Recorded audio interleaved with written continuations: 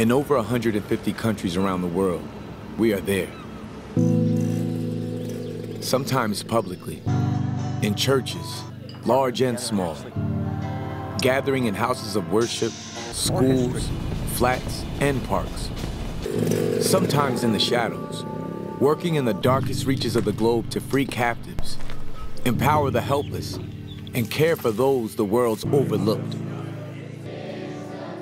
We may not look the same, sound the same, even think the same, but we're one movement, one tribe, compelled by the love of Christ.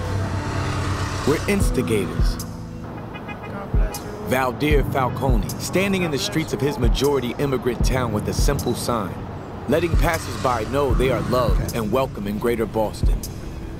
Beth Ivester, engaging in the unique culture of her Portland neighborhood by creating Swap and Play, a place for families to bring their children and find support in community, beginning spiritual conversations through her local business.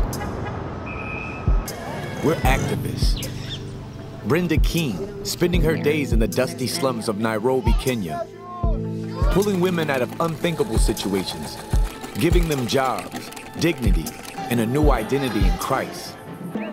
Juan Muskis, overseeing a training center in Tijuana, Mexico, where former addicts, cartel members, and drug traffickers are trained as pastors before being sent home to their own communities, changing and saving lives in one of the most violent cities of his country. We're evangelists. Justin Matera, a Brooklyn-born and raised graphic designer with a passion for his hometown, starting a church in the heart of his city to reach a generation so easily swallowed by the glamour and pressure of New York, opening doors for those that have long since left the faith. Ihsan Özbek, leading the largest evangelical organization in Turkey, putting his life on the line daily to ensure his fellow Turks hear the good news of Jesus, ministering to the growing number of refugees in his country, and encouraging believers in closed countries throughout the Islamic world. How does such a diverse tribe exist? It started with our founder, Amy Simple McPherson, who took a very different approach from the evangelists of her time. She chose a message of hope over fear, preached to both the social elite and the down and out. She fought to destroy racial, gender, and socioeconomic barriers. And we continue that fight to this day, leading the way in opening up new countries, establishing churches in our forgotten urban cores, empowering both women and men as pastors, and raising up indigenous national leaders to oversee missionary works. Amy utilized technology, media, and the arts to spread the gospel. She wanted to build a church that interfaced with contemporary culture instead of shying away from it. She envisioned a church that would grow stronger over time, always progressing, always centered around the Bible and its transforming power.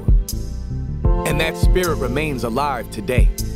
We're a church for today's world, a church willing to take risks, to go places others won't, to embrace people others fear, to try things others haven't. This isn't just pastors and missionaries. This is the whole church taking the whole gospel to the whole world.